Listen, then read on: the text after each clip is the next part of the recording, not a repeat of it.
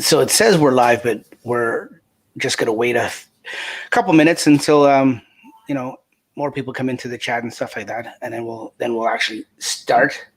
Okay. We're also waiting for anyone at home. We're waiting for Franklin. He's having some technical issues. So whenever he irons those out in his Android Superman castle there, he'll come on in. I should have told him to just, because he finally did break down, and I don't know if this is common knowledge. I don't know if I'm allowed to be saying this, but I'll say it anyways and take a chance.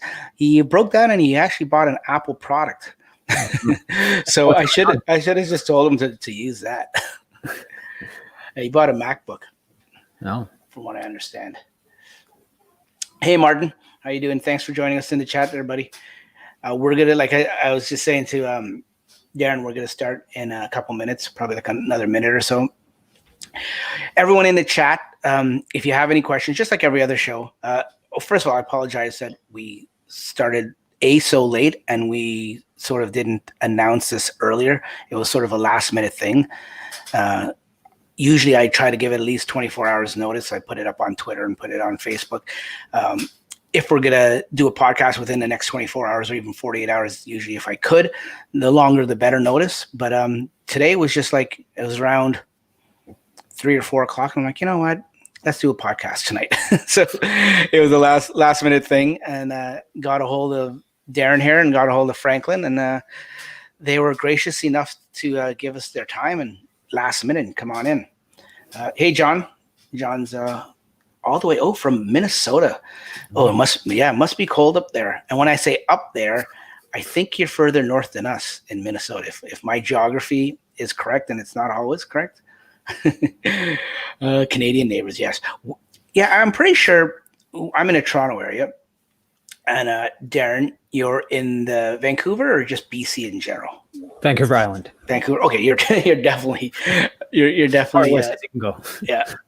So, and you're definitely much warmer temperatures than we are. Yeah. All of us. Yeah. John, how cold is it? I know it'll take a while for you to get this and text out and everything, or a comment back, but I'm curious how cold Minnesota is right now.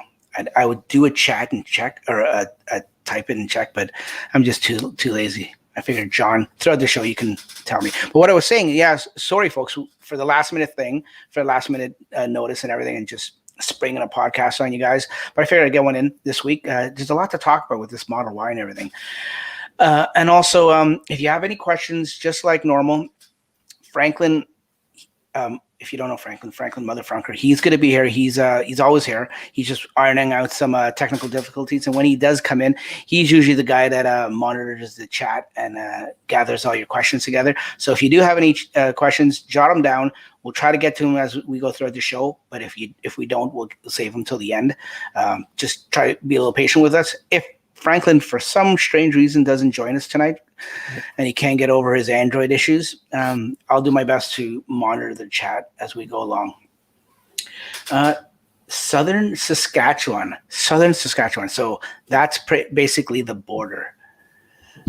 I guess, Southern Saskatchewan. Never heard someone refer to themselves as from Southern Saskatchewan before. Yeah, like, I guess, I've heard Northern Saskatchewan, but. Yeah, true. Yeah, you're right. Just Saskatchewan or Northern Saskatchewan. Yeah. Someone's from Southern Saskatchewan. Well, nice of you to join us. You know what? It's been, hold on. Let's see what it says, John. John says,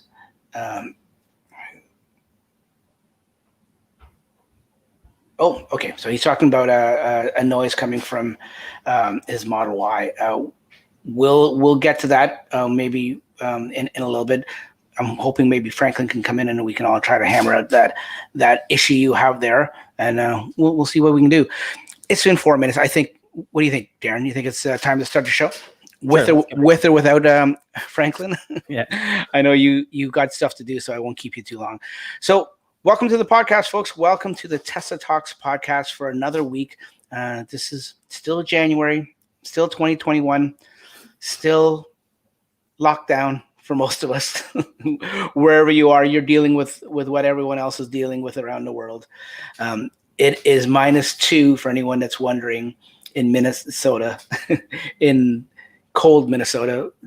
What I mean by that for anyone listening at home. By the way, you can listen to this podcast. You don't have to watch it. You don't have to watch it live. I appreciate anyone that is live and anyone that watches it on YouTube. But you can listen to it on any of the popular streaming podcast services, Apple, Google, Spotify, TuneIn, all the kind of stuff is in your car. You can get it in your car. So thanks for tuning in, and those people that are listening to this after the fact and don't know what I mean by just talking and then just rambling out a negative -2 Celsius temperature. Well, before the show started, we were talking with some of the people here in the chat, and one person's from Minnesota, and I said, how cold is it in Minnesota? He says it's -2, which isn't bad. Looking at my watch here, it's -1 here. So I don't know. I don't know about you, Darren. Darren's another Canadian just like me. Would you? I would have thought that my ignorance, I would have thought it would be colder in Saskatchewan. Sorry, not Saskatchewan, in Minnesota. Sorry, in Minnesota. But I guess it isn't. Darren's like, I don't know what you guys are talking about. It's not. It's +10 where he is, or something like that. I bet. Yeah, it was 12 degrees today. Was it really? Yeah. Jesus. I got to get out to Vancouver one of these days. Yeah. So we're here live on the podcast. Thanks for joining us, folks. We are going to talk about, you know what? There were so many things. The Plaid Model S, or let's just say the S refresh. Everyone was anticipating. Today's January 11th, and today they were starting back up the line from their 2.5, 3 week hiatus. Little refreshment break, as Elon put it, and everyone was wondering or betting or suspecting that we're going to see some new Model S fly off the assembly line, and they'd be leaked pictures of it or something, and nothing. Nothing. Not even like, well, you know, I mean, it's 10 o'clock Eastern time, just about 10:15 Eastern time. I would think if they were going to update the design studio for the Model S, they would have done it already. I'm trying to remember when they did the Model Y or all the other ones. So, anyways, yeah, they usually do them pretty late in the evening. Yeah, when they make updates. Yeah. Okay. Well, you know what? Yeah, maybe throughout the show, if anything happens between now and the end of the show, we'll definitely update you. Franklin is saying RIP internet. So maybe it's his internet that's not working. We'll see if he can do something to get online. He's a tech wizard, so I'm sure if he can get on, he'll get on. If he can't, he can't. But yeah, so I'm thinking about the Model S. I'm thinking, what other news is Tesla stock? As of last week, it was doing great, and then today it just tanked. But I shouldn't say tanked. I shouldn't use that word tanked, because there's a lot of shorts and a lot of naysayers out there that are hoping or expecting the stock to tank, like literally. And I shouldn't say it tanked, because it didn't do that. The whole market as a whole, and once again, I'm not a stock market advisor or financial advisor, folks, so don't take anything that I say at all serious. And definitely don't take it to the bank. But the whole stock market today, from what I can see, did bad, other than NEO and a couple other stocks. Oh, you know what? Where's my manners? I sincerely apologize. I'm sitting here rambling on, talking about Saskatchewan, and I'm talking about Franklin that's not even here. I should introduce you guys to my special guest that actually is here. He's a special guest because he's here, but he's been on the show so many times that it's almost like he's almost like part of the furniture. Don't take that as the wrong way, Darren. Yeah, Darren is here, one of our good old long guest friends, or one of our friends that's a guest. You know what I mean? Drive Tesla Canada. He is the person, the man, the brains behind Drive Tesla Canada. Welcome to the show, Darren. Thanks, Dax. Thanks for having me. No problem. Like I said, last minute, so I apologize for giving that last minute. It's not even a heads up. It's just asking at the last minute, you want to be on a podcast? And without a doubt, he's like, yep, sure, no problem. Make it work. Yeah, that's how good of a guy he is. Before we went on, he was telling me that his kids were getting ready for bed and everything. So, buddy, when I say, and I say this to all the guests, and I don't know if it just sounds like I'm just saying it, but I do truly appreciate each and every guest time and energy and devotion that they take a little bit of time out of their day and out of their family. And like in your case, that happened earlier tonight, that you take time away from your family to be on a podcast, this small, little, tiny, little, insignificant podcast. You don't have to, but I really appreciate it. No problem. It's my pleasure. Yeah, thank you. Always fun being on here. Yeah. And if you're not on it, you're always participating in the chat, which is always good to see, and you're always enlightening us and correcting us. I should probably stop doing that. No, buddy, absolutely not. Do not take that as a slight or anything. No, I welcome that, because from day one when I started this podcast, I should actually go back to the actual very first episode and replay it, because I remember saying, listen, we're here just to shoot the crap about Tesla. By all means, we don't profess to be experts or official analysts in any topic about Tesla or EVs in general. We're just shooting the crap, and if we get it wrong, we get it wrong, and we don't do it intentionally. So when we can get someone to correct us and get it right, so we have it right for the viewers, that's it's always better that way. So okay. Don't apologize at all. Franklin, I see you talking to all the people in the chat room, which is great, but spend more energy of trying to get in here and stop talking about sushi. That's all I could say. So yeah, so getting back, I apologize for being rude and not introducing our guests, folks. I really should. I should have done that. Poor Darren is sitting there wondering, when's he going to introduce me? When's my No, I know you. I know you better than that. That you're definitely not that type of vain person like that.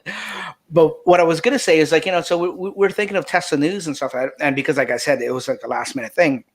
We were talking, like, what can we do? We talk about the stock price. We talked about that last week when it was on fire and stuff like that. And by the way, yeah, like I said, it dipped a little bit today. The whole market did. And what I was going to say was Neo did really good today. But okay, first of all, this podcast is called Tesla Talks Podcast. I get it. And that's the channel and everything. But like I've always said from the beginning, like, I'm into all kind of EVs and stuff like that. So if it's not just Tesla, if it's any other kind of EV news that's worthy of talking about, I'll definitely talk about it. And you guys in the chat, let me know if you guys enjoy that, or if you just want me to stick on Tesla. I mean, I don't see any harm in talking about other EVs and stuff like that. And Neo's, if anyone doesn't know, it's a Chinese manufacturer in China that's doing very, very well. I mean, I think they were around probably even before Tesla. And basically, I think they're probably Tesla's biggest competition right now. And they just had, I guess, like a reveal day, or how Tesla would do a reveal, or how Apple would do their iPhone in September type of thing, and then they do WWDC and stuff like that. Neo did what they call Neo Day on Saturday, and it was a big presentation. They announced their new car and their new tech and their prices and stuff like that. And you know what? I mean, I won't get into it, but there is a YouTube version, a YouTube video out there that has like a subtitled version of it. You can read along, because it's all in Chinese, Mandarin, or Cantonese. I'm not sure which one it is. I don't speak it. So it was a long thing, and they condensed it down into, I think, 15 or 16 minutes. If you're curious about it, it's very good watch. And the technology that they've got coming out, if they can bring it out, is pretty promising, and for EVs in general and battery tech and stuff like that. And you may say, oh, I don't care about that. It's all about Tesla. And that's fine. But what it's going to do, just like the Porsche Taycan, just like the Ford Mach-E and stuff like that, like, what it's going to do is it's going to create competition, healthy competition, and it'll just not put Tesla on its toes, but anything. But it'll, not that Tesla would ever be the type to drag their feet or anything. They're always progressing, but it'll light somewhat of a fire underneath them, and just keep that healthy competition going. And at the end of the day, who wins out in the long run? It's the customers and the consumers, right? Do you agree with that sentiment, Darren, or do you think that Tesla should or you think Tesla doesn't even worry about those types of people and other competition? Yeah, no, I agree that any competition is good competition. It'll, like you said, it'll push Tesla to keep progressing even quicker than maybe they would have otherwise. I think a good example of that is the standard range Model Y that at first Elon said wasn't going to come, and then I think probably a good indication of the competition was with the Mach-E. And if you look at the specs of the Mach-E versus the standard range Model Y, they're very close. So had the Mach-E not come out, I don't know if we would have seen the standard range Model Y, but seeing a standard range Model Y, they're not making a standard range Model Y. I've got a tweet right here I can show you that Elon said back whenever it was. When was this? When was it? This was back in last July 2020 that Jason asked about the standard range Model Y because he couldn't find it on the page, and it looks like they took it down from the configuration page, and he was wondering if it's still getting made, and Elon came right out and said no, the range would be unacceptably low, under 250 EPA. So he said no, they're not going to bring it out. So I don't know what you're talking about, Model Y. There's no standard range. Maybe are you talking about the 3? No, I'm talking about the standard range Model Y. Well, you know what? It's funny you say that because I remember that tweet and everything, and I had a dream last week. I know we usually do these Tesla stories. We save it to the end after we talk about the news and stuff like that. But you know what? I might as well talk about it now. I had this dream. It was really weird. You ever had one of those dreams where they're really, really vivid, and you wake up afterwards, you think, wow, that actually almost seemed real. Oh yeah. Yeah, and I had one of those dreams last week where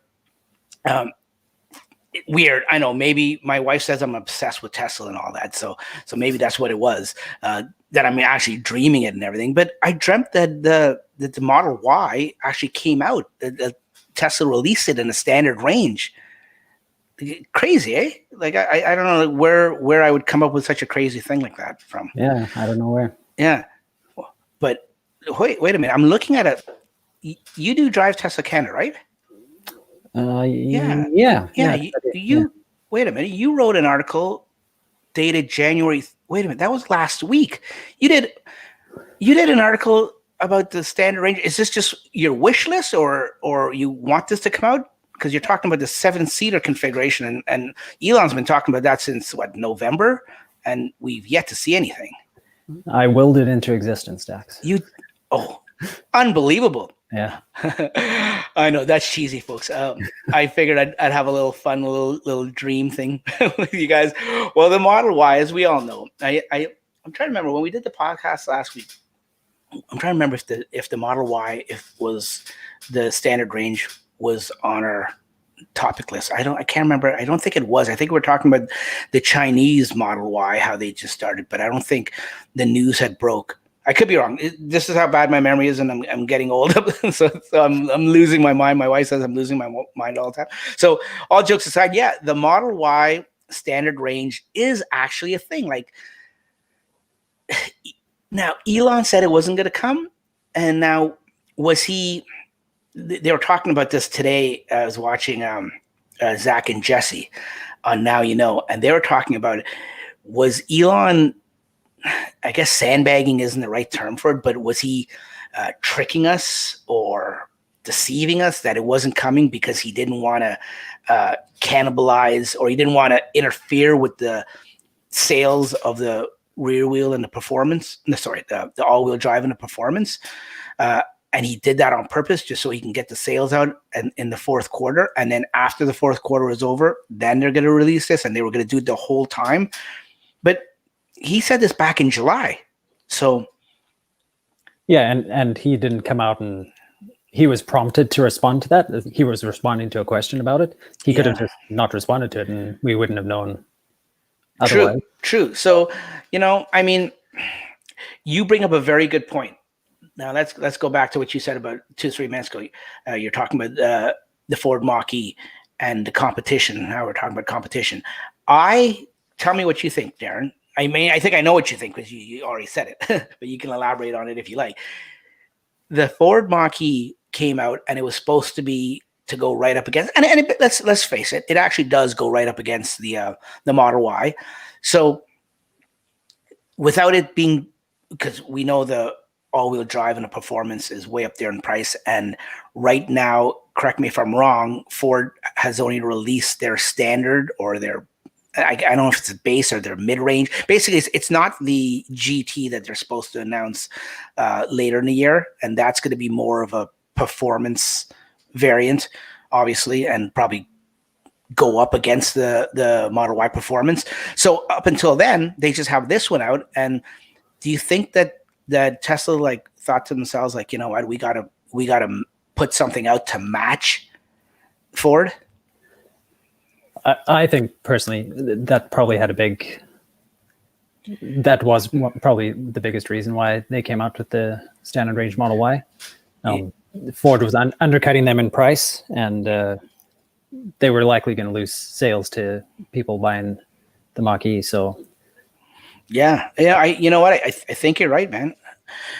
I'm looking right here. Okay, so for everyone at home that is watching this or listening to this and hasn't heard about the Tesla Model Y, I'm looking off screen. I apologize, not to be rude, but I'm looking at something that I have on a wall here from a few days ago. So we all know the standard range comes in the States as 41.9, right? So basically 42. I mean, it's all this marketing thing that everyone does, but let's just say, for lack of argument's sake, it's 42,000. And I'm looking at the Ford Mach-E.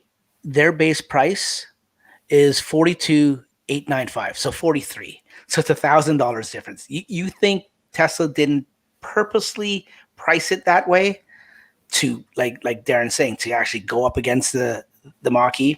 I don't know. I would find it hard. I would find it really hard to believe that they didn't. Yeah, I agree. Now, keep in mind, now I was talking to you about this, I think last week, Darren, correct me if I'm wrong, or maybe I talked to so many different people online, I sometimes forget who I was actually having a conversation with, but I'm pretty sure it was you, that, okay, so the difference between, in the US, the difference between the standard range and the all-wheel drive is 8,000. And here in Canada, the price difference is close to 14,000. It's like 13,700 to be exact, because in Canada, the standard range comes in at $52,290, if I'm not mistaken. That's off the top of my head, so I could be wrong, but I think that's what it comes in at. So it works out to $13,700 cheaper than the all-wheel drive. And I know our dollar is pretty bad here in Canada, but it's not that bad. So it's actually a better deal and a bigger win for Canadians in terms of price drop and price variance between the two different variants. Now, for all our Canadian friends that are listening, Darren and I were talking about this because we're both Canadian. And we were talking about this a few days ago, that right now the Model Y in any kind of trim level does not qualify for the federal rebate. But and it's so confusing. Even weren't we confusing ourselves? We went back and forth a few times. Yeah.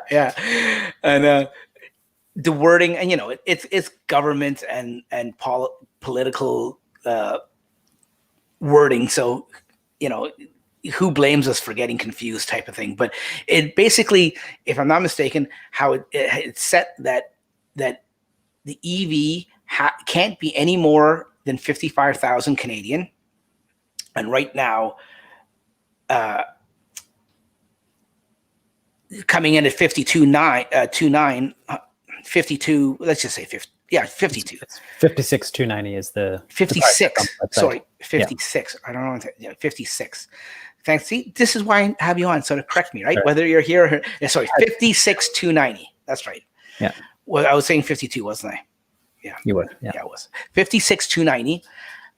So we all know that, it's over the 55. So all they would have to do is drop it a little bit, but keep in mind that 50, what I realized afterwards, I did a video about it last week and I was corrected and I was mistaken. Out of that 56,290, there's delivery fees and taxes, not taxes, sorry, delivery fees and air conditioning fee and 2 or 3 other fees here in Ontario that really, if you strip out those fees, because this incentive program, the way it works is the price of the car before fees and before taxes has to be under 55, and it comes in here in Ontario at least, and maybe it's different out there for different things that they add on out there in BC and the other provinces. Here in Ontario, it comes in as $54.99. So it comes in $10 under. So tell me that Tesla didn't do that on purpose. But the other catch of our federal rebate is that there has to be an entry level variant that comes in under 45,000. So basically 44,999. Am I correct in saying that to Darren? Yep, that's right. And right now there isn't. And the Tesla Model 3 did the same thing, had the same issue when it first came out. And after, if I want to say a couple weeks, if not maybe even a week only, Tesla did the right thing. And what they did is they brought out an exact same Model 3 SR, but they didn't call it a plus. They called it a standard range. And it was software locked, and I'd like to say it was stripped down, but it wasn't. Everything was in there, but just software locked. And it was locked the range was locked at 150 kilometers. Basically, really discouraging by making it that low, discouraging anyone from getting it. But at least having it there in the pricing menu so they can say, well, now we qualify. They never posted it on their website in their designer studio or anything. Design studio, it was all off menu. So someone did an article about it, that a handful of people got the standard range last year. Yeah, I did that, I don't know, a couple months ago, and I could only find stats up until earlier, I guess last year now, probably maybe like April, May of 2020. And there was, I think it was 120 something standard range Model 3s that sold in Canada. Yeah, I remember that. I remember that a year or so since it was launched. Yeah, I remember those numbers now, and I was quite surprised that it was that high, that many people. Like, I don't know. Anyways, but to each your own. Like, I mean, if that's all you can get, it's all you can get. So I totally get it. So Tesla can easily do that again. I mean, that's just paperwork and a software thing. Like, that's not actually producing or manufacturing or messing up the production line to do anything different. Hello. Hey. We have an intruder. Yeah, we have a resurrection from the dead, I think is what we have. Better than an insurrection, but nice of you to join us, Franklin. It's been a struggle to get here. Yeah, you know what you say, believe to achieve. Yep. You taught me that, mister. No, thanks for joining us. I appreciate it. It's been like half hour of dealing with my internet, trying to get it to come back, and then I was going to tether to my laptop, which is easier. And then I was trying to run around to try to find a mic that works with my laptop because it's not part of my new fancy with mine. But no, it's been a fun half hour. Okay. Well, buddy, I just appreciate, like I was saying to Darren, I appreciate you coming on and taking the time out of your busy schedule. So take care. It took like 20 minutes to introduce Darren. We're good. You're absolutely right. Yeah, and I've been rambling on and not giving Darren a chance to get a word in edgewise. I mean, the poor guy didn't even get a chance to correct me when I was saying it was 52,000. Sorry. So yeah, it was 56. So yeah. So do you think? Tell me what you guys think in the chat below. But Darren and Franklin, do you think that sooner or later, probably hopefully sooner, that Tesla will do the honorable? And they don't have to. Like, I almost said do the right thing, but they don't have to. Like, there's no obligation on their part to do it. But do you think they'll do it where they make a software lock variant just to qualify the Y? Darren? Okay, I'll go first. My hunch is they will. You were talking earlier about the price differential and how much bigger it is here than it is in the States between the standard range and the long range. So I think that, combined with the fact that it's priced, once you take out the fees, just under the $55,000 limit, Yeah. I think it would be foolish of them not to introduce a software locked model wide to get that extra $5,000 off, because if it does, it's just gonna explode in terms of sales. Oh yeah. Well, you guys. Oh, sorry, Franklin. What do you think? Do you think they'll eventually do it? I think if they're going to do it, they would have did it to start, kind of like what they did with the standard range. No, but with the 3 you're going to say? Yeah, correct. I don't think they did it at the start. Yeah, I think right from day one, from when the rebate came into effect, it was right there from day one. Oh, why do I? Okay, you got me corrected then. I thought there was a few days in between before they actually. Here's the thing, right? Tesla's very good at knowing all the rebates and how to capitalize on them. Yeah. So like when we got ours with the big Ontario rebate, the US was at the end of their quarter, so they had to stop sending cars to the US so it can capitalize on their rebate. And at the same time, ours was about to end, so it made more sense to send cars to Ontario. And Tesla was like, okay, let's capitalize on both rebates to get as many customers as possible. But with that said, I think if Tesla were to do it, they would have done it from day one. So I don't foresee it happening anytime soon, is my guess. But again, it's all guesswork, right? Well, that busts my bubble. Well, okay. Well, I think with the introduction of the rebate for the Model 3, the Model 3 was already for sale because that rebate program was new in 2019. So the Model 3 was already for sale when that rebate program came out, and then they had to adjust the prices to make it match or to make it qualify for the rebate. Okay. So yeah, Franklin makes a good point that why not just do it right at when they announce it? So yeah. Because it's not Tesla that's losing money here, right? It's in their incentive to make the car cheaper and get as many people to buy it. Yeah, no, you know what? I think they're not losing money, but I think definitely if Canadians could get it for $5,000 less, they would sell more. So they're not losing money, but if this makes sense, they're not making more money potentially of what they could. Because like Darren says, I think with that $5,000, like, I mean, because here there's some provinces, actually many provinces, like here in Ontario, where we get nothing. Like if it doesn't qualify for the federal rebate, we get nothing. Our friends, our neighbors in Quebec, what do they get there? And they get like they get 8, and you guys in BC get 3. Yeah. And then speaking of which, you just found out today that you guys are getting that, right? Yeah, it was officially added to the list of vehicles today. So. Now, do you know? And here's your article that you talked about today. Now it's called I'm not familiar with this stuff because maybe I'm ignorant to what happens outside of Ontario. The CEV is that? Can you tell me what that stands for, or is it self-explanatory? If I remember correctly, it's the Clean Energy Vehicle Rebate. Okay, I don't mean to put you on the spot. No, I apologize. No. Yeah, I'm pretty sure that's what it is. Okay, so 3, and that gives you 3,000 off. Now, if they were to get the 5, if federal was to kick in there, you guys would be getting 8 over there. Quebec would be getting 13. Wow. Yeah. I think 13 off a $56,000 car, SUV. Like now you're talking like regular CUVs and SUV prices. You're talking mid 40s, right? Yeah, like, when you factor in the gas savings, it's insane, right? It is. Almost gives me an idea.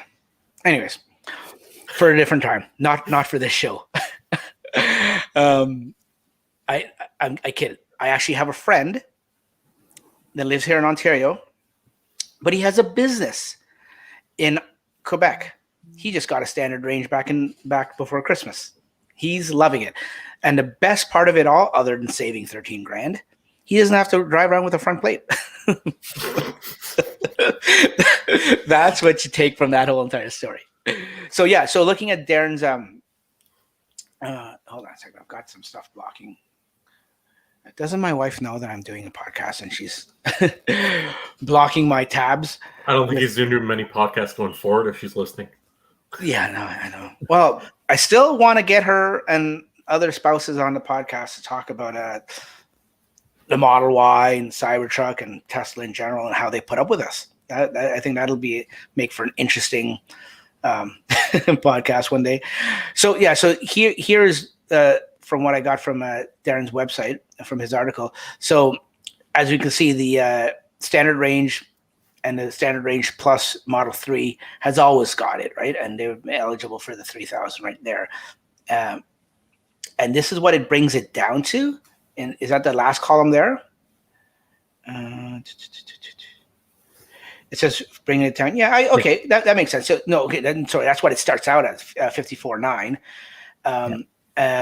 So then it would bring it down to 51.9. So just 50. So basically $10,000 difference than the American price, but in Canadian. So yeah, fingers crossed. I'm hoping. I totally see what you're getting at, Franklin, and I totally hear you. I'm hoping in the long run that you're wrong. I never wish my friends to be wrong ever, but in this case, I'm wrong. Yeah, I hope, because it just, like, I mean, this standard range, and I've had some people disagree with me, but I think this standard range is going to sell immensely. But I've heard some people say, you know what, don't buy it. The range isn't there, especially if you live in Canada with the cold weather. So let's talk about that. So the range on this is 393 kilometers, or 244 miles. Tell me what you guys think. Is there a reason, okay, other than maybe physics and stuff like that, is there a reason why Tesla didn't go to 250 and 400 kilometers respectively? Like, is that, you mean to tell me they couldn't squeeze out an extra, I think I worked it out to 2.5% out of the battery, out of some kind of efficiency, out of something, even lie? They can't lie. I know it's EPA that does the testing, but like, I mean, do you think in the future that they will, you know how Tesla always does these little bumps and they do these little tweaks and stuff like that with efficiency, they find more, and they did it with the 3 a bunch of times. They've done it with the Y, and they've done it with the S and X. Do you think that a day will come where it'll be officially sold as a 400 kilometer standard range Model Y? So I think Tesla's pretty smart. They don't want to. That's how you began your last sentence. Did I? Yeah, Tesla's very smart. Or pretty smart. Okay, you're just gonna like take all the clips of me talking and just Tesla's smart. Tesla's smart. Tesla's no, but like they don't want to sandbag their own products, right? So there has to be, everything you buy is like based off of cost, based off what you're getting. And I'm sure someone at Tesla's calculated saying, hey, at this cost is what they're going to get. So if they increase it any more, the cost would increase, and obviously you'd be paying more for what you're getting, right? It's kind of like the whole whether you get a used S over a Y or a 3, like Tesla doesn't want to make it like a super easy, oh, this is the best value car we have, you're buying this one. They want to keep it open to all the different lines they have. So I think that's kind of plays a factor. And I know it's like such a small bump, but if you sit down and start doing all the math, that small bump can actually like make it or break it from purchasing one over the other. No, I hear you. Yep, I agree. Speaking of purchasing one over the other, I was just going to say that. You're talking about Canadian drone pilot? Yeah. So he said, any idea if the S and X will get a refresh? The reason why I ask, my wife and I are tossed up between the Model Y and Model X. If the X does not have a refresh, then the Model Y could be better overall, right? So it's one of those things where one way or the other. Darren, go ahead. I didn't mean to cut you off before you about to jump in. I just want to like segue into the question, right? So yeah. I think just like the Model 3 the standard range plus Model 3, when it came out, it had 386, and now it's at 402 before the heat pump, and now with the heat pump, it's at 423. I think the natural evolution it'll eventually get over 400 kilometers for sure. And yeah, I see. I agree with you too. I think it will. But I see what Franklin's saying. It's almost like they don't want to show all their cards right away. It was 393 was enough to come out with that pricing to, going back to what we were talking about earlier, go up against the Mach-E, that they didn't need to make it any higher. But as time goes on and maybe something else comes out, like I think they're pretty calculated, and it's like a chess game for them. they know that, okay, yeah, we could probably get 402 out of this type of thing. So we'll hold off on that. And when we will play our cards right, and when we need to bump it up, we'll bump it up. Well, look at the long range rear wheel drive Model 3, for example. Bumped up 30 kilometers plus what, like 5-10% performance boost since we purchased it. A couple times, yeah. Yeah. If the day I went to go purchase that car and an S owner went to go purchase the car, if the S owner knew they were going to get a range boost and a performance boost, would that give them that second, like, maybe I should spend a little less and get more? Or is it Tesla playing the long game here, saying, okay, the time we implement this, those people are going to be so happy with their purchase, it's not going to matter too much, right? Yeah. I mean... Yeah, Elon's always 10 steps ahead of everyone. So yeah.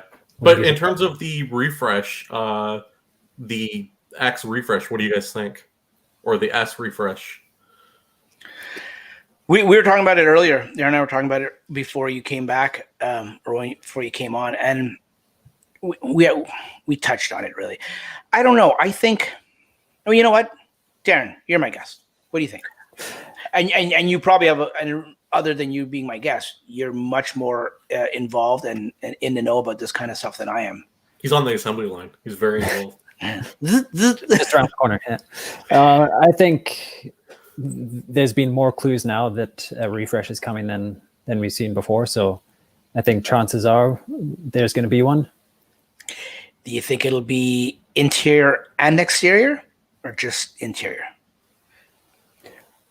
I think it'll be interior and exterior, but the exterior is not going to be as wild as what we are going to see when the Plaid comes out.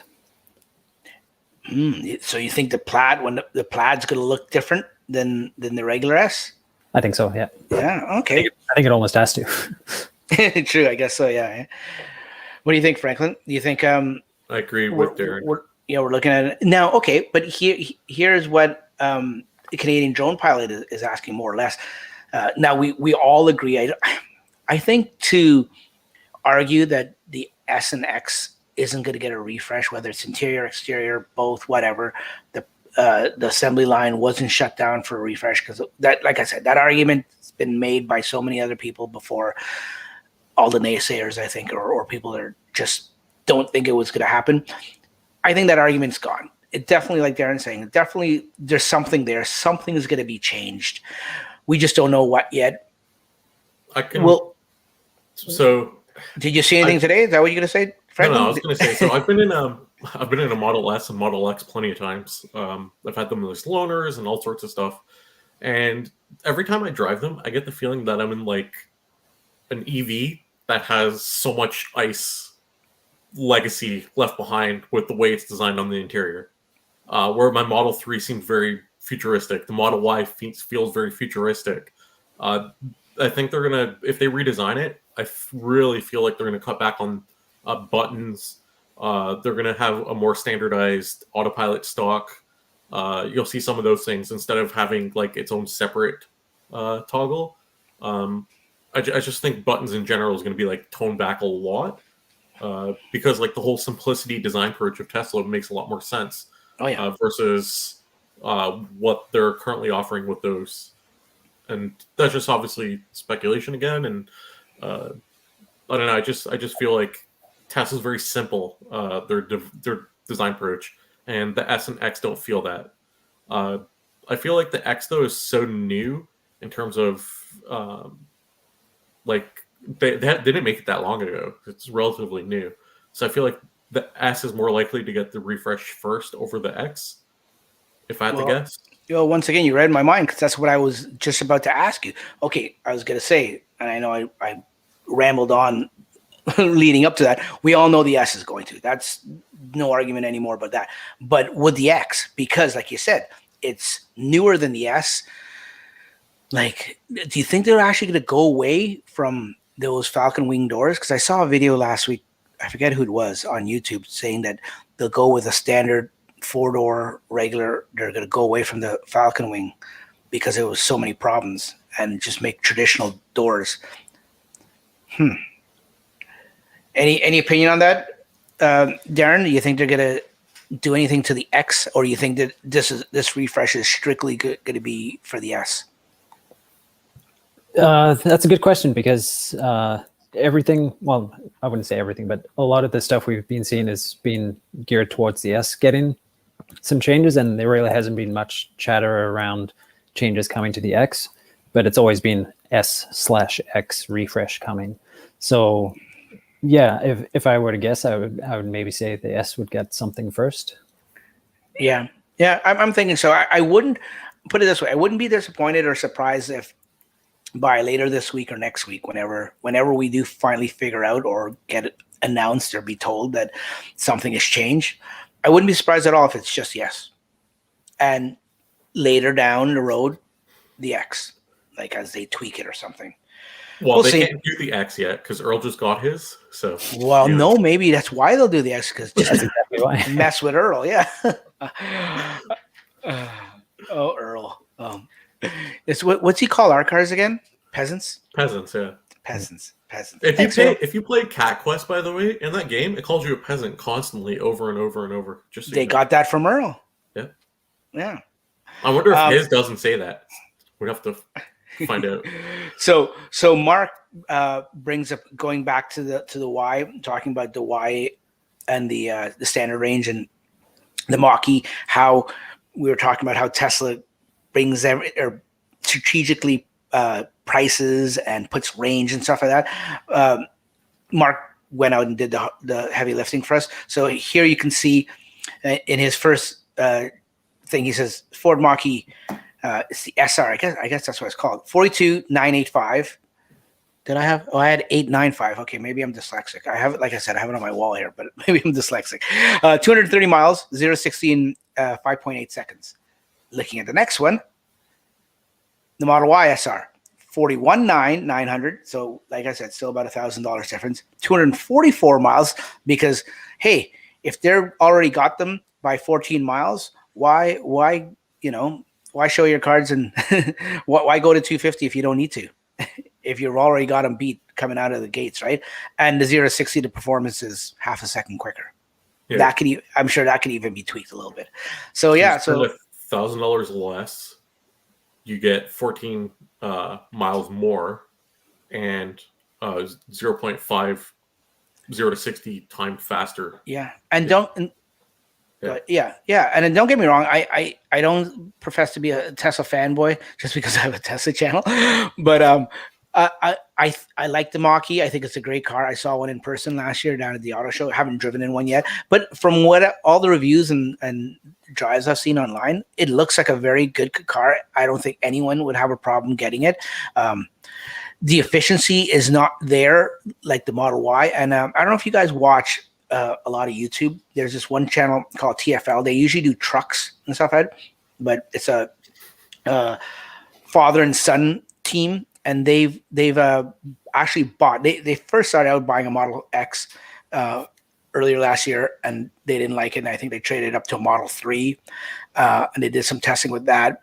Or maybe they bought the 3 and then the X. I forget. They bought one, and then now they've finally moved on to Performance Y, and they're testing that against. They've got a loaner from Ford, the Mach-E, and they're doing some interesting tests with that. They've got 3 or 4 episodes out that they do some interesting tests. And the last test they were going up. They're in Colorado, I think Colorado, yeah. And they did some going up this high altitude highway and then coming back down it. And at the end of it, the Model Y is probably a good 20 to 30% more efficient than the Mach-E. So, and you as a Tesla person, you can't find that surprising, because Tesla's got the secret sauce. They've got the battery management and the efficiency nailed down. I don't think yet, as much as I love to see more EVs come out from other manufacturers, nobody can touch them for efficiency. Porsche, they're doing pretty well. I think they're probably got the best out of all of them. But anyone else, I don't think they can touch them for efficiency. But anyways, is there anything else you guys want to talk about that before we move on? I mean, don't get me wrong, we're gonna keep talking. We put in the S and the X in there, but we're gonna be talking about the Y. Mark brought up a good point again. He said the Ford is the Ford repurposing heavy ice parts for the Mach-E, and test driving a Mustang. The first thing I noticed, and again, This was even before I got my Tesla. When did you test drive a Mustang?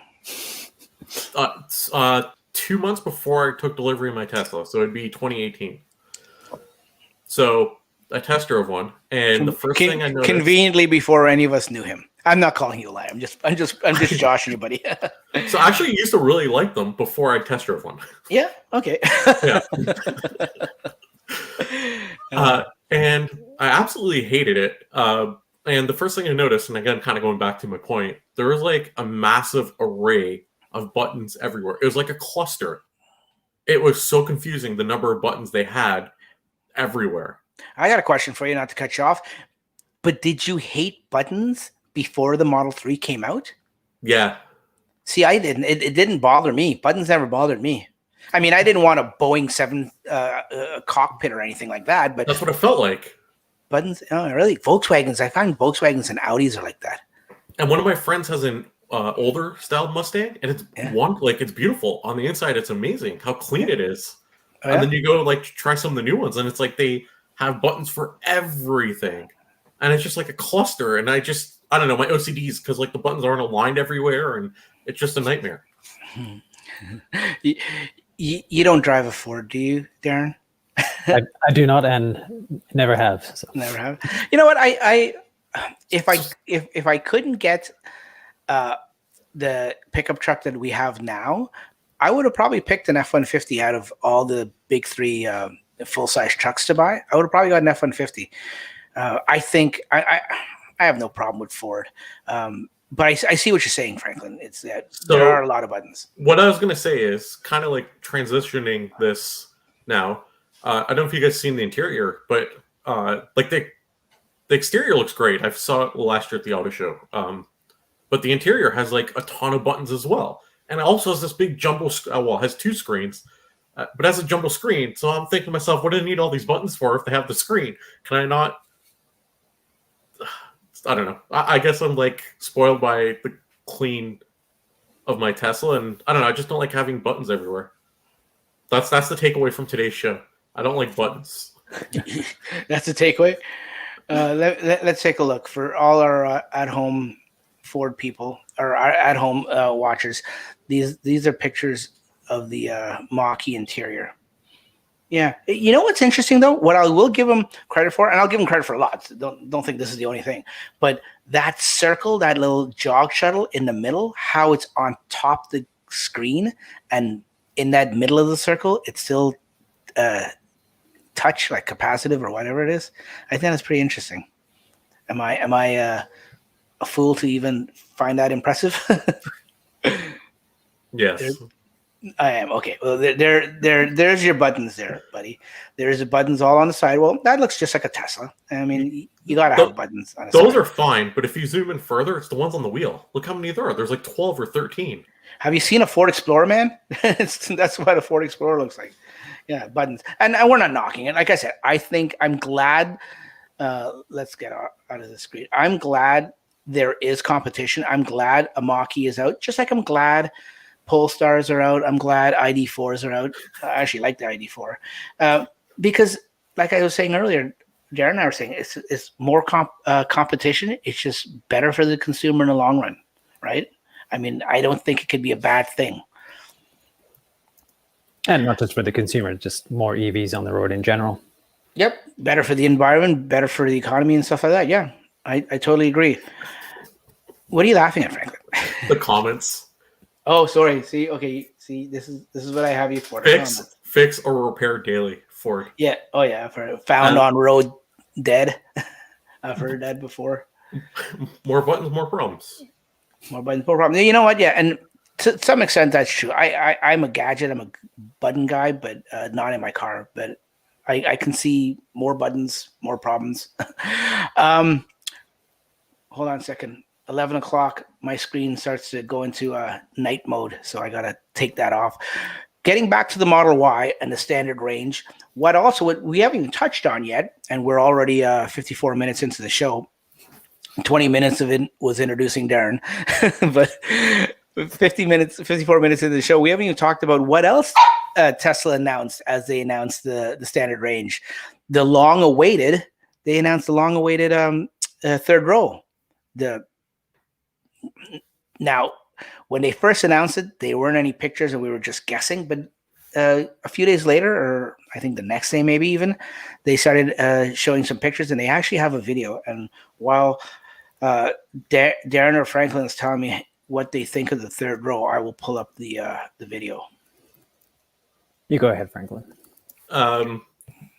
It's good if you chop off your legs.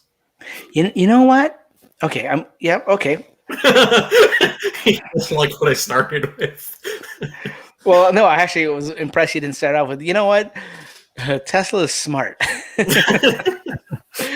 What do you think, Darren? Could you see, and you've got young kids just like I do, could you see yourself in a Y finding the third row useful?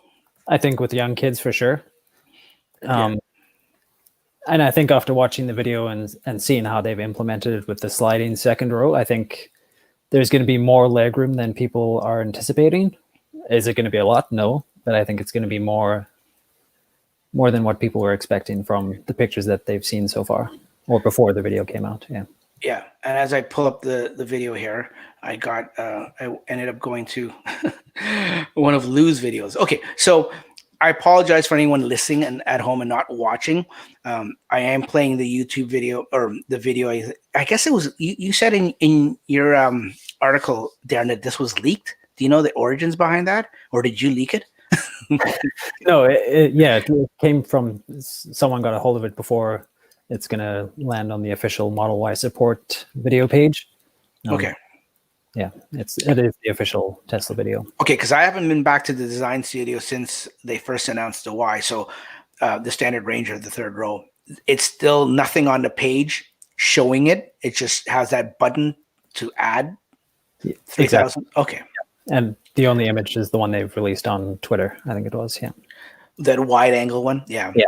Okay. Well, for people at home, the third row in the US is 3,000 extra, and here in Canada it's $4,000 because we pay a lot more for things, and our dollar's not worth as much. But you know what? And I thought, just like you, Franklin, it's going to be useless unless you have small kids or you don't have feet. But just like Darren, after I watched this video, I thought to myself, wait a minute, they might have done something here. No, okay, now they can't do anything about headroom. I get that. The glass is going to be right there, and you're going to have to be of smaller stature, let's just say, like myself, shorter. Let's not beat around the bush. You have to be shorter. You can't be 6'2" and go in the back seat. I mean, your legs won't be the issue. I think you being over like this, hunched over for the length of the drive, that'll be the issue. But it doesn't look that bad. I think it's ingenious what they, not to say ingenious, not to say no other car company has done this before and Tesla reinvented the wheel. Tesla's really smart, Dax. I think I got a show title now if you keep saying it more and more. Yeah. No, but you know what I mean? Like, I love how, and like, once again, I'm going to say Tesla's not the first one to do this where the seat is on sliders. We knew that it was probably going to be on sliders anyways, but how it tilts up, and I know other SUVs have done that where it tilts up. I think if I remember, I had a 2017 Toyota Highlander and had the third row, and it also, the bench seat that we had, wasn't a bench seat, it was a captain's chair. It actually tilted up, and the back actually folded down to allow easy access for the third row passengers. So it's ingenious how it is, and I haven't seen anything. Darren, you tell me if you've heard or seen anything. I've just heard about it, but I haven't seen anything on paper or any videos of it. That third row, I mean, we all know it's going to have USB-C and cup holders in the center, and that's when well documented. It's actually in this video. I should actually, as we're talking, people watching at home, play the video. But there's rumors that it'll have HVAC system will be pumped in back there too. There'll be vents. Have you heard that? I had heard that there's going to be third row venting. Yeah. Yeah. Now you know what? Like somebody was saying, I mean, the third row venting, and the fact that the seats are on the second row is on sliders, so it can go back and forth, and you're sitting up higher. Whether you use the third row at all, or you use it once a year or once every 2 years, it may be worth that $4,000 here in Canada and $3,000 in the US to get it just for that extra heating system, and it distributing the heat evenly more to the back if you've got stuff cargo in the back that you need to keep heated or something. I don't know why you would, but let's just say you do. But your back passengers, even in the second row, can be a little more comfortable and slide back and forth and sit up higher. Because one thing, I don't know if I mentioned it, actually I did, I mentioned in one of my or the one Y video I made when I got the Y as a loaner for a day. The one thing I noticed in the Y is because the doors are higher and the seat, you sit flat to the floor, that when my kids were back there, they thought that they were sitting a lot lower, when they weren't. Compared to a 3, they were in the same seat as they were in the Y, as they were in a 3. It's just the door sills and the window sills were higher up because it's a bigger door. And because when they looked at us in the front seat, we're on risers, so we looked higher up. And when I remember I turned my head to look at the kids in the back seat, and they physically looked like they were a lot lower. So with these risers, that may be a game changer, like in terms of having everyone, all the passengers at a level playing field, at least visually. So I don't know. Like, I mean, it's a lot of money, an extra $3 or $4 if you don't need it, if you're not going to use it. But you know, maybe just for those features alone, it may be worth it. And also, you know, if we do get the rebate here, another rebate I didn't mention when Darren and I were talking about it here in Canada is there's a seven-seater SUV. I don't know if it's SUV, but it's some rebate for EVs that have 7 seats or more. And it can't be, instead of being over 55 or being under 55, it can't be over 60,000. So they give you another 5,000 leeway to play with. So right now, you know, the Model 3 would come right, sorry, the Model Y would come right in there too, if they could just get a entry level variant. And that would, so basically you get 5,000 off, you pay 4,000. So you're getting the third row free and saving $1,000. Not a bad deal, eh? So yeah, I think if money's not I don't want to say not an option, but if you can afford to get the third row, I think it makes sense, because the only thing you're losing if you get the third row is that smaller storage space in the trunk. You have that big sub trunk in the Model Y, and then you have a smaller one closer up where the third row would sit. So that's the only true storage space you're losing, and that storage space isn't really useful for anything other than like a small, I want to say like a briefcase or something small and flat. You're right. It's not a very big storage area. So if you can afford to get the third row, I think because the third row does fold flat as well. So you still have that storage space when it's not in use in terms of the overall trunk space. So no, exactly. And you're seeing it here in the video. You're exactly right. I forgot about that you're right. That second further up storage, it's very shallow, it's very thin, like you said, like a briefcase or maybe the charging cable pouch that Tesla offers if you don't want to keep it in the front.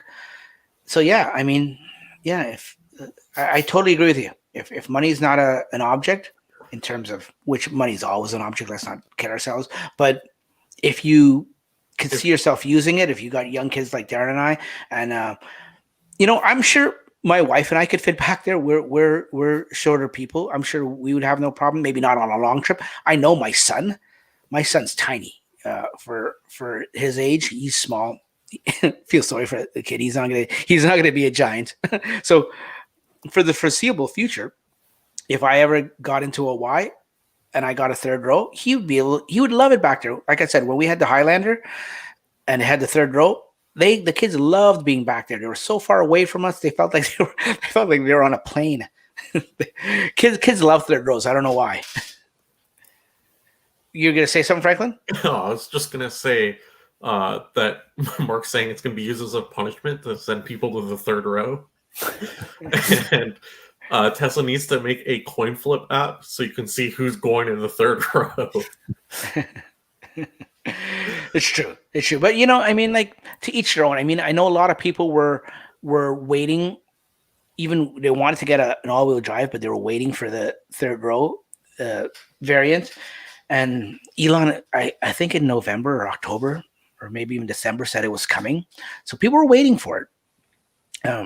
And I know a lot of people were telling those people that were waiting for it, like, don't wait on it. It's going to be useless. I think at times I was one of those people that said it's going to be useless. Other than, toddlers, you're not going to be able to put people in there. And of course, toddlers are always going to be needed to be in car seats or boosters. So it wasn't going to be useful. But now seeing it and seeing videos of it, it changed my mind. It's they're going to sell more third row option than I originally thought. And I think a lot of people had these grand ideas that this third row is going to have so much legroom and you're going to be able to fit 3 adults back there. But no, I don't think any third row in any vehicle has ever been had lots of legroom to allow 2 adults to sit comfortably back there. So exactly. And that's my point. Thanks very much, Mark, for that comment. Send me to the back. Yeah. I'll tell you right now, I can't wait till it comes out because I want to try. I'm pretty sure I fit back there. No problem. I'm not a big person. If anyone hasn't seen me, doesn't know me. No, Darren is exactly right. I mean, it is. Let's move on. We've talked enough about this third row and stuff like that. What came out? Oh, you know what? Yeah, no. Let's not jump right. Let's talk about what came out today. Just before we came on, actually, probably within an hour before coming to air, if that's, I guess I could say coming to air. We talked. Someone on Twitter broke the news. The kilowatts. I think his name is. Correct me if I'm wrong. I think his name's Andrew. Ryan. That's what I said. Ryan. Ryan. Yeah, his name's Ryan. I don't know why I was thinking Andrew, but I did think Andrew. Yeah, no, you're right. Ryan broke the news from the kilowatts, his Twitter page. He found out that there is a heated steering wheel, the elusive, the highly anticipated, the most wanted thing in Tesla existence, I think, to date, is a heated steering wheel on the 3 and the Y. Well, finally, we knew that it was going over in China, and we knew that with the Chinese different tweaks here and there, that it was actually going to make it out there, but we didn't know if it was coming here, and we didn't know if it was going to be on the standard range. Oh, which brings me to the other thing that I forgot to say. Do you guys find it strange that Tesla didn't take anything away like they did with the Model 3 when they made the standard range compared to the all-wheel drive, like how they stripped stuff off and everything had to be like the back seats and stuff like that and the premium sound and everything? In the Y, they didn't. Everything that's in the all-wheel and the performance is in the standard range. You guys found that weird? Or you think it's all about production efficiency? I was surprised to see that the premium interior was included. But when you think about it, the standard range plus has almost everything that the premium interior in the long range and the performance has. There's just a few components from the stereo missing. So when you look at it that way, maybe not that surprising. They've always really struggled to differentiate premium interior, at least since the 3's come out. Compared to, you're right, compared to how it was supposed to be. Because the S and the X way back when had a ton of different options of how to configure. So you'd pay for exactly whatever you wanted. And then when the 3 was released, they're like, oh, premium interior, it's standard price. And no one knew what the standard was going to give you. And then the standard comes out, and a lot of the features that the standard interior was supposed to have that we paid extra for ended up coming to the standard. So I feel like it's something that they've always been not super clear themselves on. Yeah, the standard range was supposed to come with cloth interior, not the vegan leather like the long range and the performance. Exactly, and it wasn't supposed to come with a glass roof at one point, or at least that was the speculation. Yeah, so you're right. You know what I think it is? I think they realize it's all about efficiency for production, And if it means that they're going to lose more money, then it's going to cost them to leave it in there by changing production lines and retooling and stuff like that, and disrupting lines or needing more lines or separate lines to make these noticeable changes. Tesla probably figured out, you know what, let's just keep it in there. Like, I mean, and we'll and actually they're smart about it. What they did do, not that everyone agrees with it, but they software locked a lot of stuff. It's like, it's in there, but you know what, we'll leave it out. We'll throw it physically in, but we'll leave it out digitally, and if you want it, you pay for it, right? So, it's like Gary said, it's all about delivery and numbers, right? Yeah, that's all it is. That's all it is.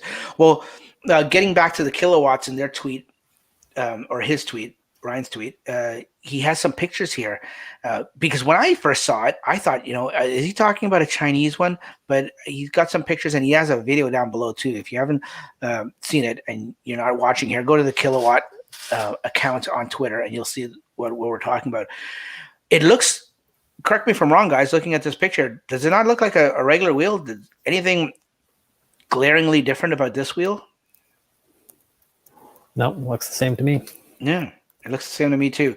It looks a little warmer. No, I'm just kidding. You can't tell. If you look at this picture, just through the steering wheel there on the right of the stock, right below the drive, neutral, and reverse part of the stock, you'll see on the screen the little icon for the steering wheel. It's all in red. Now there's another picture here showing that it is a standard, if there was any doubt. And then in the HVAC on-screen menu there, you can see that there's an actual option there. Oh, that gap. And then I guess what's it showing here? That it doesn't have a dual motor badge on it. Once again, proving that it's standard, I guess.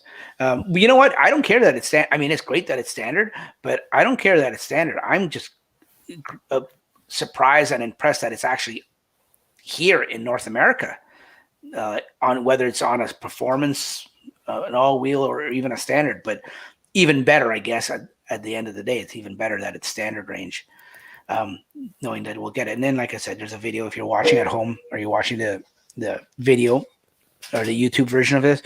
There's a video that they played showing that they did a little quick video showing the standard range. So we know that is coming, or sorry, we know that is here. Now, what do you guys think about the HEPA filter? Do you think that will slowly make its way, or eventually make its way over? I think it will. Yeah. Yeah. You know what? I think now, okay, if you guys had to choose one, a heated wheel or a HEPA filter, and as like an option, which one would you guys pick? I'd probably go with the HEPA filter. Yeah, I think I would too. What'd you say, Franklin? FSD Beta Canada would be my choice. You know, I thought after an hour and 13 minutes we could actually get through an ep. No, I'm just kidding. I agree with you, buddy, and I fully support your cause. Sorry, they're okay. Yeah. The chat's saying heated wheel. Heated wheel, eh? All day. Yeah. Noah's saying heated wheel. Like I said to Darren, I think for where we live, I feel like the heated wheel would give more utility. Yeah, no, yeah, from a utility point of view, yeah, but like I was saying to Darren before we went live, we were just chatting a little bit, and I said to him, you know, I've had this car. This is my third winter, so 2.5 winters, or 3 if you want to estimate. And I've never got one Scott in this car. Like, for one, I'm a religious person that I always preheat the car. So whether it's for 2 or 3 minutes or 15 to 20 minutes, I always preheat. But I've never got in the car in the wintertime, and I've never ever said, wow, this steering wheel is cold and I can't touch it. Now, I've been in cars previously before Teslas where they didn't have a heated steering wheel, and I know when it's cold, when it's minus 20 out or minus 10 out, and the first 5 minutes of driving, if you don't have gloves, you're like just touching the wheel, and like you're doing one of those like very cautious, trying to not touch the wheel but turn the corner and all that. So I've been there. I get it. Or you use your sleeve of your coat. Like I can't remember last time I even wore a coat in my car, to be quite honest. My wife bugs the crap out of me all the time. Why don't you bring your coat? I went to pick up. I'll save that story as one of my little tiny stories. So my point is, I've always preheated the car, and there's a technical way that you can preheat the car and put the vents to point to the steering wheel to heat it up if it really bothers you. I don't even do that, and I've never had a problem with the wheel being cold. So to have a heated steering wheel, to me, it's a nice to have, and I guess for resale value and comfort level, it's great to have, but I wouldn't use it all the time. I would definitely take a HEPA filter over it. I think come World War III, we're gonna be glad we had that HEPA filter, or maybe not. Hopefully, it doesn't come to that. Well, for our viewers at home that are watching, this is apparently, I don't know where this. Maybe I should have read the goddamn article. This came out on January 4th, so maybe you can tell me more about it, Darren. But there's a picture here from Reddit. Did someone get their hands on an image, or is this from China? Someone pulled the thing off one of the cars in China and saw it? Yeah, it's from China. Okay. Yeah, so as you can see, the guy, I guess the person there is putting their hand to give it some kind of semblance of size, and it looks like a good size filter. It looks like very similar to the size as the one in the S and the X. Like, it's going to be now. I have no idea how much it's going to be to replace that. Like, do we know what the price is for the ones in the S and the X to replace? No, I'm not familiar with it. It ain't going to be cheap. I can almost guarantee you that. But no, you know what? And that's the other thing. Here's my question to you guys right now. I know neither of you guys, and you guys can tell me in the chat to play along with my little game here, but the guys on the panel, I know you guys aren't, or I'm pretty sure you're not in the market for a Y, even though I know, Franklin, you've got like 17 Ys on order. You're waiting for the real wheel. But if you were to buy a Y to use, I know you, like I said, Franklin, you're doing it for robotaxi purposes and stuff like that. But if you were buying a Y, like you needed to buy a Y and you wanted the standard range after the announcement came out last week, and rebate or no rebate, you were going to buy one, would you wait hoping or knowing that what's coming from China eventually? Or would you say, no, I'm going to buy it right now? I'm curious to know. Depends on your situation. Do I have a car in this situation that's going to last? No. You have a car. You're in an exact situation. You're just upgrading from your 3. And you could buy it now. You really want a Y. You've decided and you've done all the pros and cons. And you're okay. Put it this way. You're getting an extremely good trade-in value from Tesla for your 3 that expires at the end of February. Do they give me my lifetime internet connectivity? Okay, stop it with all the conditions. Just give me an answer. No, I do not. No, you wouldn't. You do not what? I would not trade in my 3. Oh, that's not what I'm asking you, Darren. That's a tough question because there's more than just the HEPA filter. There's the center console, maybe the new interior finishes on the door that maybe people would want to buy before that comes, because there hasn't been a very good, hasn't been a lot of good feedback on that new feature. So I probably would trade it in now and get the Y. Okay, so I'll answer your question truthfully. I won't be a jerk. Oh no, I didn't think you were being a jerk. I just thought maybe you weren't getting my question. I don't think waiting for all the improvements are worthwhile for my everyday use. Okay, and that's what people are saying. Some people are saying in the chat too that the HEPA filter is not worth it, and they wouldn't wait. I guess I'm the only one. Oh, by the way, John, check. He's the guy from Minnesota, right, Darren? I forgot already. So. Yes. How do you say it there, John? You're a Minnesotian? Pardon my ignorance, but this is this is stuff we were talking about before you came on, Franklin. Anyways, John says he's got an X, and the HEPA filter for that costs $500 US. So maybe, you know what? I changed my mind. I will get it before the HEPA filter. I want a regular single. What do they cost? Like $70, $50 in 23s. 20? $23, I think. Oh, that's right. Yes, it is. But you have to buy two. Two, yeah. Yes. So yeah. So just under $50. Yeah. He has a Y, not an X, by the way. Who? John. I thought he said I had an X. Oh yeah. Sorry, no, he has a Y. And by the way, Gary's not wrong. You got to pay to play. Yeah, no, you're right. Yeah, you got to pay to play. Yeah, you're right. He looked it up at Tesla's how he figured out the price. By the way. So that okay. That know, that's my internal thing. Thinking, okay, how does he know this price? But I didn't want to say anything. But I fully believed him and stood by what he was saying. Are we finished talking about the Y? Like this is like a Y packed show. We could briefly. I don't know if you guys care to talk about this single piece casting on the underbody now. Now that it's finally, I guess they got that big giant casting thing that they were installing for months or a few months back at Fremont. I guess they got it up and running, and they didn't even announce this. I mean, this is typical Tesla, right? Why would they announce it?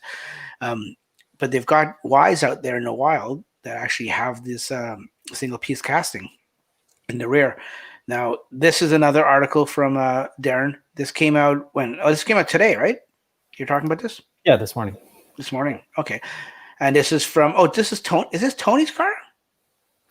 I'm not sure if it's his. I meant to ask him that because he got one back in October or November. September, October, I want to say. So maybe he got another one or traded it in. Maybe he's selling enough of these quick bandits. Maybe he's, the license plate holding business is doing good for him. Yeah, because he's saying that this is a 97K VIN, and it was delivered just before Christmas, by the looks of it. Yeah. Huh. That's pretty cool. So, I mean, it's something that's better off. Would we notice the difference driving it? Like, put it this way. That's one thing that if I knew was coming down the pike as opposed to the double piece casting, that I probably wouldn't wait for. Like, because I don't think anyone's going to notice that. It's a nice to have, but I don't think it's a wait for to have. But at the end of the day, it's good because does that not, correct me if I'm wrong, guys, does that not just say that their production's now faster in a single piece? I believe so. Yeah. Yeah.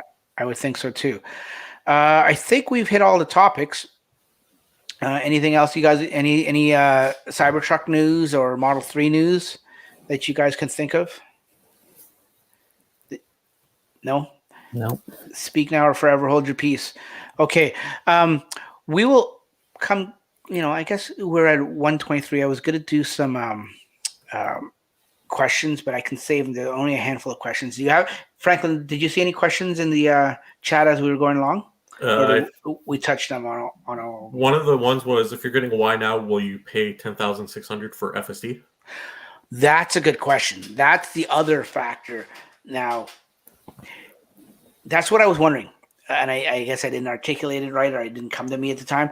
Would you wait knowing these few features that you want from China eventually will come here? Will you wait and take the risk of FSD beta coming here to Canada? And in the States, obviously, it doesn't make a difference. But here in Canada, I guess this is a question for just Canadians. Our FSD price here in Canada is $10,600.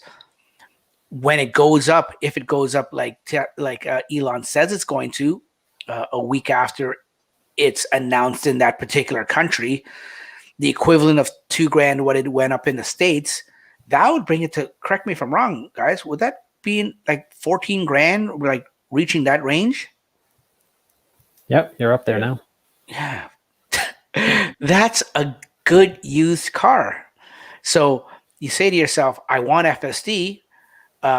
and I want to get it cheap, and I don't want the subscription.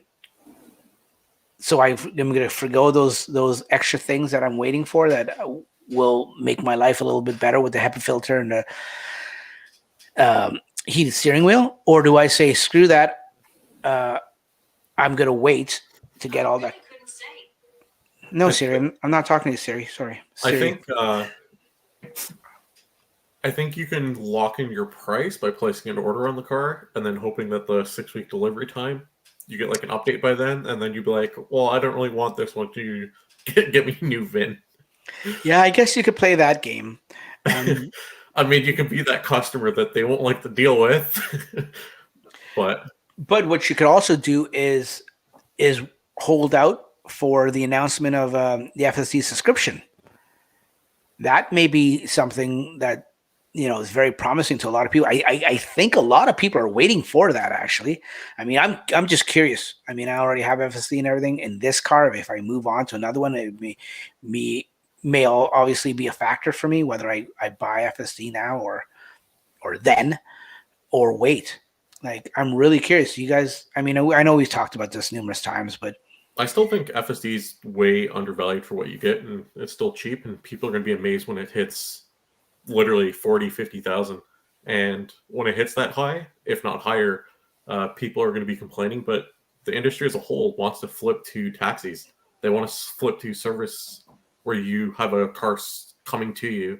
And Tesla's the only one that's offering these feature sets out in public at a very, very low cost. If you look at other full self-driving companies that are testing out their cars, they're doing tests where they want to do taxi services, not to sell full self-driving cars to end consumers. And those cars are extremely expensive, and it's a massive market. So it's going to be way more than what most people want. And from when Elon said it, that it's going to keep going up every what is it, couple of quarters or whatever, he's been really consistent. So I think by the end of this year, at least in Canada anyway, we're going to be probably approaching 20K, is my guess.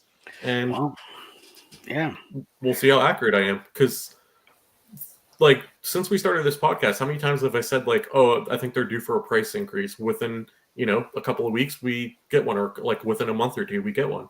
And we're going to see probably at least, like, once we get the beta here, we're going to see a $3,000 increase, which will push it towards, what did we say, 14? I'm guessing somewhere in that ballpark. Yeah, and we're going to probably see at least one or two more of those increases at 3K before the end of the year. So you'll be at like 17 to 20K by the end of the year. Wow. That's my guess. Yeah. Canadian, yeah. No, I get you. I get what you're saying. And people don't like it, and it is what it is, right? No, people don't like it, and they get their backup and everything. But I think that's why, and I think that's where the subscription will come in to play, and it'll show its use then and there. Because I don't know. I mean, I'm assuming the subscription price will also have to increase along with the increases of buying it out full. I can't imagine the subscription is just going to stay the same. Because then it'll be a no-brainer for people to go subscription. So I created this thing here. I'm going to throw it up in our private chat if you want to click it and you can share your screen. Okay. Neo brought out when in their Neo Day. They what they do is they do a lot of well, they're trying to get into this battery swap thing, and you pay a subscription monthly for what you pay the car. You pay a certain amount for the car, and then you pay a subscription. And apparently, the subscription model is working pretty well in China. So Tesla may be onto something with this subscription thing. I mean, maybe they've seen the light at the end of the tunnel, that this is the way to go. Okay, so what are we looking at here for everyone at home, Franklin? It's the FSD price predictor. Yeah, so if you zoom in a little, so you can actually see it, because there's a ton of white on your screen. Okay, so change the 8 to whatever, to a 7 or an 8 or whatever. Okay, so basically what this means is that's the current price. Who made this? You made this. Okay. Yeah, so that's the current price of FSD at 10,000, right? Let's say at 7 years of ownership, it would work out to 119 per month. So that would be your break-even point for Tesla to charge a subscription cost for FSD over, assuming they're saying, oh, you're going to subscribe for 7 years at 10,000. So you can play around with the numbers and you can see what you think it'll work out to. So if you think like average car ownership is 8.4 years, I believe. So we'll put 8 at 10,000. It's $104 a month. Yeah. But if we change that to 14, like we were talking about, it goes to $145 a month. But you have to remember one thing with this number. Tesla's taking the risk here, assuming that you're going to pay $145 per month for the full 8 years of ownership versus someone just outright paying $14,000 for FSD. So the subscription cost would have to be higher than $145 per month. Yeah, true. And you know what? And that's what I've thought about time after time with this whole subscription thing is, are they going to allow people to do a monthly thing in terms of, yeah, you'll pay monthly, but like, will you be a minimum of 12 months or something? Or are you going to be able to go, you know what, I'm going on a vacation on a road trip with the family in June, so I'll get it for June and then I'll just cancel it. Do you think Tesla's actually going to do that? I think, or they're like leaving money on the table by doing that.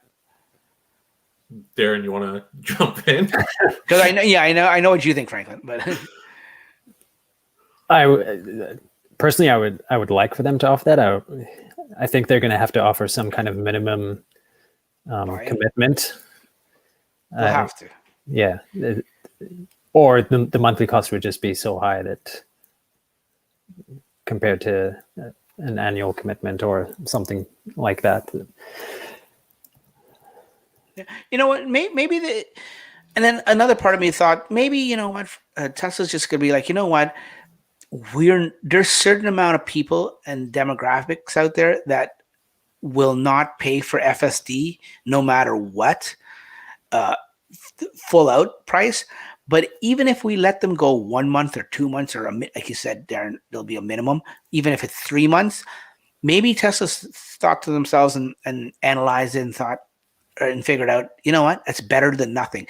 Instead of getting nothing from 40% of the ownership out there, or maybe it's even higher than that, I'm just throwing a number out there, that if we can get 2 or 3 months at $145 a month, or even $150 a month, that's better than nothing. If we get $150 a month for 3 months out of like 10,000 people, that's better than getting nothing out of those same 10,000 people that we wouldn't have gotten anyways. You never know. So there's an interesting comment saying from Mark, of course, they can charge you based off how much you use it versus like pay per use per mile.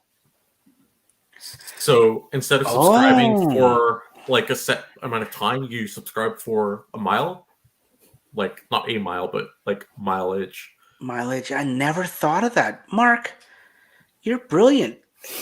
Am I the only one that never thought of this? Am I like, did you think of this, Darren or Franklin? No comment. Yeah. Okay, I'm the only one. This is why the dumb guy, hosts a podcast and he gets intelligent people as guests on the podcast. So no, like that's good. That's a good way. It would be good if they had gift cards. You know, like, yeah, here's 100-mile FSD. Here's your gift card, right? Yeah. Like, there's a lot of cool things they can do with that after. Wow. Yeah, it's true. Well, that's good. I'm glad you put that little predictor up for us there, Franklin. Like, how long did it take you to do that? In the chat to round it to 2 decimal places.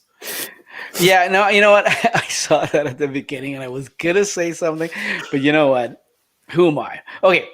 I don't even know how we got off on that FSD tangent. I'm sure somewhere, somehow, Franklin brought it up. And No. It was in the comments. It was a question. Okay. If they should buy it now. You know what, Dax? It was a staged question. Do we have any Tesla stories before we wrap up this episode? Starting with, I don't want to put you on a spot, but starting with Darren, do you have anything? If you don't, you don't have to. We can. Yeah, I think I might actually have something this time. I don't know if you saw, but I tweeted earlier today that I passed 19,000 kilometers on my Model 3. Yep.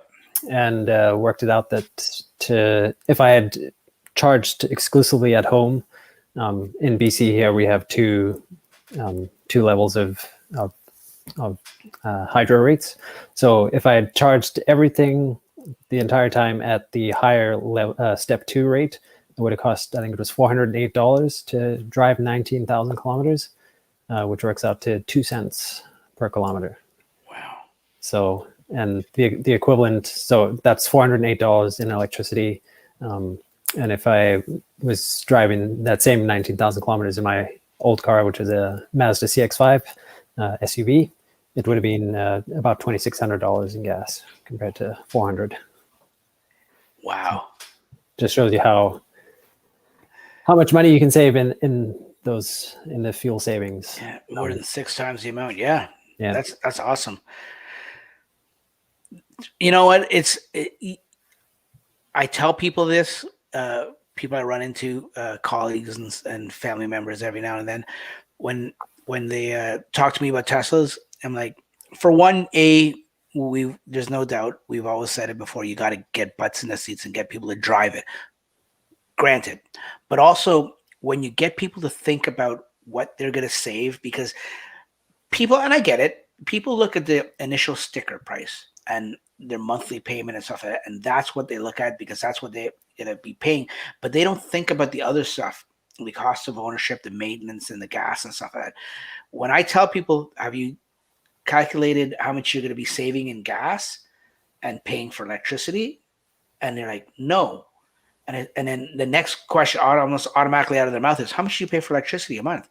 And I tell them, and I say, keep in mind when I tell them, I say, keep in mind, this is how much I drive, because me telling someone I pay $80 a month in electricity doesn't mean anything unless I tell them how many kilometers I drive a month, right? Because everyone's different. So once I tell them that, and then you see the light bulb go off in their head and they realize, wait a minute, you know what? I never even factored in gas or oil changes. And I get it. They're just,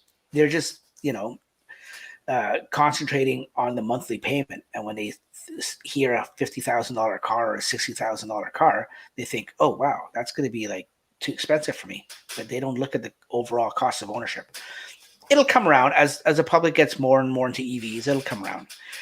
Franklin, you got a nice warm story that'll keep us warm at night in this wintry weather? No, I do not. Good. Okay. Kind of scary. I was driving my. Yeah. Wait a minute. Didn't you have a scary story last week? This one's different. Okay. This one doesn't involve other people in my city. It does, but it doesn't. So I was going to pick up lunch for my dogs today. They like chicken nuggets. Okay, so I'm a good dog owner. I treat them. So I was going to go pick up nuggets for them. And when I left my house, my car just got an update like the day or two before. I haven't been driving too much. So the software update screen was like on my screen already. And I wait a minute. What update are you on? I'm just kidding. Go ahead. I have the beta version. So I went to click the little X. I'm just messing with you. I know you are. Don't cry on live YouTube. I was going to say live TV. So I went to click the X and it wouldn't disappear. So when I put my car in reverse, the camera popped up and I came out of my driveway and I left. And I figured I'll just reset my screen while I'm driving. Reset my screen. It took about 15 minutes before my screen came back for my car to reboot. And probably around the 10th minute, I was like, what's going on here? How come is my car not coming back on? And keep in mind, I already left. Like, I'm driving at this point. The car still works. Autopilot still works. The only hard part, it's not even speed. The hard part is not knowing whether my signal's on or not, because there's no indicator. So the signal will work with your screen off. But if I'm signaling left, let's say, and I tap, is it off? And I'm like, if I tap it again, will that turn it on? You know what I call that? I call that Ultra Joe mode. Yeah. So that was my experience. So about 15 minutes later, I was like, thankfully it came back up. And that is my story. Okay. Maybe I missed something at the beginning. I get your story, but did it have anything to do with your update? Was it an update that was going in as you were so driving? I just got an update for, it was one of the bug fix updates. 0.1? 48.30. Oh, I've had that for a while. You haven't had that? Okay. Because there's a 48.30.1, I think, out there. So maybe that's, you're right. Hold on. That was supposed to install, and I guess it failed the installation, but I never really noticed. Oh. Maybe your internet went down. Yeah. So what version are you on now? Just .30. And I think it was the 30.1 was trying to install, and it failed. And when it failed, it crashed my car. So when I went to reboot it, okay, wait a minute. It didn't crash your car, but it crashed my car's software. Is that better? Yeah. No. I knew what you meant. I don't want anyone at home to be like panicky that, oh no, Franklin crashed his car. No, I get it.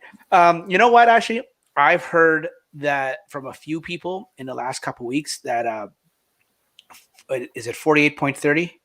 Is that what it is? I've lost track of what it is. I heard there's a 21.2 out. 2021.2. Anyways, yeah. I've heard the latest one that most of us are on, and I gotta check. I think it's 30. Yeah, 48.30. It's very buggy, and it has a lot to do with the main screen crashing. And just like you, rebooting and taking a while. I don't know about 20 minutes, but it's taking a while. I know some friends that have messaged me saying, I think something's wrong with my MCU. Mine was about 15 minutes because I made my way from my house to McDonald's through the drive-thru to get my dog some nuggets. Wait a minute. When you said nuggets, you meant chicken nuggets? Yeah, buy them chicken nuggets. I'm calling PETA on you. You're poisoning your dogs. No, it's good for them. Okay, not good for them, but it's fine. Like they can eat it. I'm just joshing you, yeah, buddy. I get you. Yeah. So, very good story. That's very good. Scary. I get you. What you mean by scary now? Yeah. Yeah. Yeah. It's amazing how everything works in the background, though. Eh? Like it really. That screen means nothing. It's great. Good to see the redundancy. The only thing I really wish is there was a way to hear your turn signals. That's the only thing. And that's one point I was actually thinking in my mind, like, to have to roll down my window and do like the old hand out the window to look people. Buddy, all I'm going to say is if you're talking about the same town you live in, I wouldn't even worry about your turn signal, dude. You just blend right in. It's true. No one uses them here. Yes. The number of burn signals in my town is like the highest per capita across the world, probably. I agree. Yeah. That's why insurance is so high. Exactly. Yep. We're getting a little long, so I will just make my story really, really quick. Remember I was saying earlier when I said that I don't take a jacket. I can't remember last time I drove in a car with a jacket, and my wife always bugs me. Well, I got nailed back on the weekend. And I apologize, Franklin, in advance. I didn't tell you, and B, I didn't take a picture for the Mafia, but we decided we're going to have sushi. So my wife ordered it like 2 hours in advance. And because here in Ontario, we're locked down, there's the sushi. Yeah, we're locked down. We had to go just pick it up. It's just pick up only. So I get there, and it's a place we've gone to before. Very good sushi place here in my town. I get there, and for the first time, I find there's like hard to find parking. I thought nothing of it. I find parking. Actually, I parked illegally. I found parking, but I probably wasn't a real spot. So I'm thinking I'm just going to be in and out. I'm going to grab the food, and I'll be back in the car for 2 minutes. I even left the cabin heat. You know how you can leave it on? The cabin, whatever it's called. Not dog mode or camp mode, but where you can just leave it on because I wasn't going to be long. And it was a cold. It was like minus. Okay, once again, everything's relative. I thought it was cold. It was like -5 out for the night. It's like 7:00 at night. So, but I think I'm just running in. So my car was preheated, so I just took a hoodie and I thought I was running in. I get there and there's a lineup out the door at about 10 or 15 people. And I'm like, what the hell? So long story short, I waited about half hour with just my hoodie. I didn't die because I'm here, but it taught me a lesson. Like, yeah, even though I'm just running out and the car is not cold, I still should take a coat. we get spoiled as Tesla owners. We get really spoiled. And when I came back, my wife made fun of me and said, "I told you so." Told you so. Yeah. Yeah, and yeah, that's her job, right? That's what wives are supposed to do, or spouses. They're supposed to make fun of you and tell you they told you so. So that's my story, and I'm sticking to it. Anyways, folks, it's this has been one of the longer ones. We're reaching an hour and 45 minutes. Once again, 20 minutes of the beginning was just introducing Ryan. Ryan, Darren. So much for the introduction, Darren. That's why it took 20 minutes. No, it was my fault that I didn't introduce you. Anyways, folks, thanks very much for participating, everyone in the chat. Thanks for listening. Thanks for at home.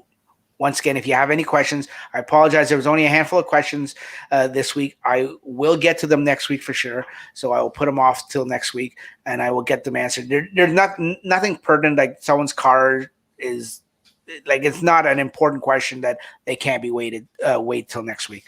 And with that said, you guys can catch us. If you have any questions, first of all, leave them down below in any of the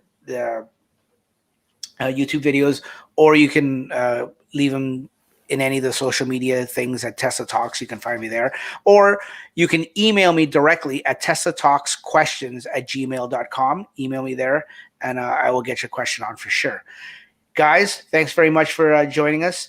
Darren, where can people find you? I know where, but I want you to tell everyone where people can find you.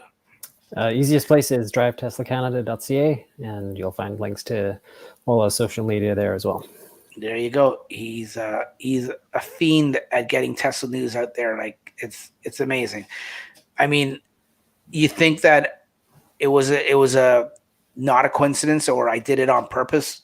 Today's articles that are all, I don't know if you noticed, the majority of them were all Tesla, Drive Tesla Canada. They weren't. I mean, it wasn't intentional. That's just my go-to now, and everything that's relevant to Tesla is on his webpage. Franklin, where can people find you?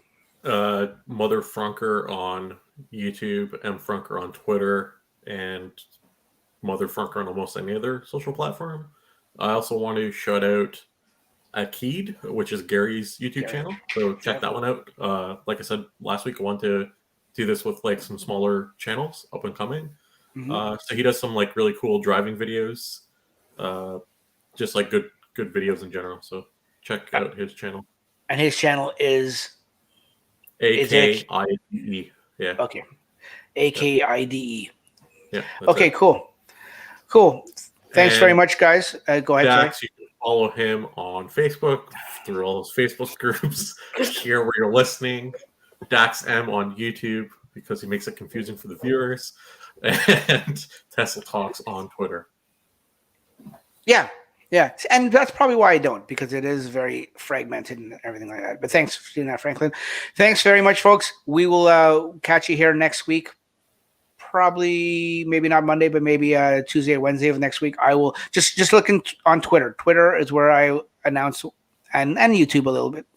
Is where I'll announce the next podcast. Thanks for watching, guys. We'll catch you next time. Thanks to everyone in the chat that helped us out tonight. It's been a lot of fun. See you later. Bye-bye.